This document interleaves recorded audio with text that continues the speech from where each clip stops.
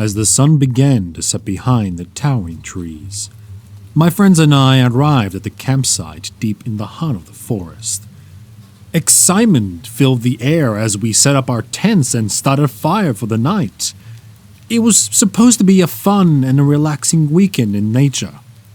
But little did we know, it would turn into the scariest experience of our lives. As darkness fell, we gathered around the fire, roasting marshmallows and telling ghost stories.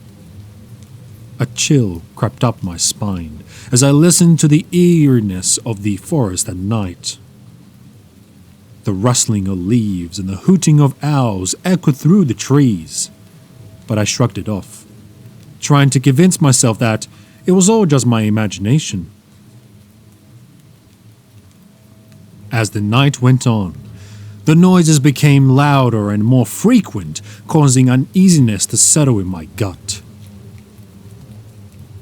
My friends eventually retired to their tents, leaving me alone by the dying fire.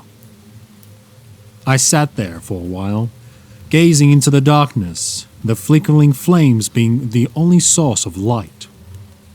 Suddenly, I heard a loud snap from the surrounding bushes, followed by the heavy footsteps.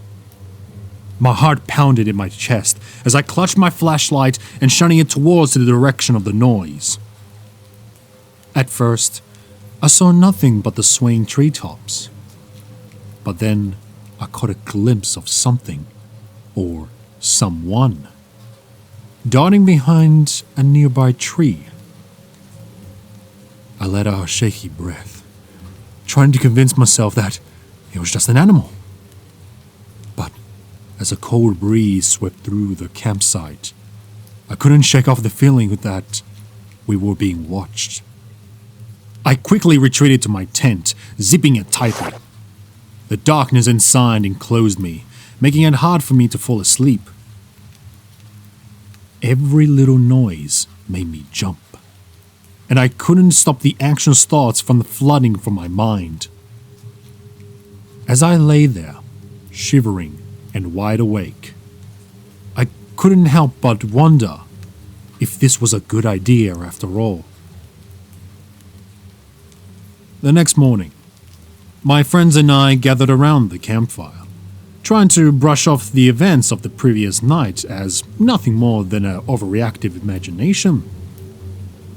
We planned to go on a short hike and explore the surrounding area, hoping it would take off our minds of things. As we ventured deeper into the thick forest, we stumbled upon an old cabin. It was old and dilapidated, with broken windows and a creaky front door. My heart started racing at the sight of it, and I felt the chill run down my spine. My friends, however, were excited and pushed open the door, eager to explore. Stepping inside, the musty smell and rotting wood made me feel uneasy. But I tried to hide my fear, not wanting to ruin the fun for my friends. As we searched the cabin, we found some old pictures on the walls, a dusty piano in the corner, and a journal on a table. The journal seemed to be the diary of the previous owner, and as my friends started reading out loud, I couldn't help but feel a sense of dread building up inside me. The diary entry spoke of a man who had been living in the forest for years, claiming the trees and animals as his own. But his mental state seemed unstable. He talked about monsters and evil spirits that were after him, and how he was the only one who could protect the forest from them. The more we read, the more frightened and unsettled we became. We quickly leave the cabin, our nerves on edge. As we made our way back to the campsite, a strange noise caught our attention. It sounded like someone was crying. We cautiously followed the sound, which led us to a clearing. In the middle of the clearing stood a tall figure, its back turned towards us. Its long, twisted limbs seemed to blend with the trees, making it hard to distinguish where it ended and the forest began. Its crying sounds seemed to be coming from the figure, but as we approached, the crying turned into a menacing laugh.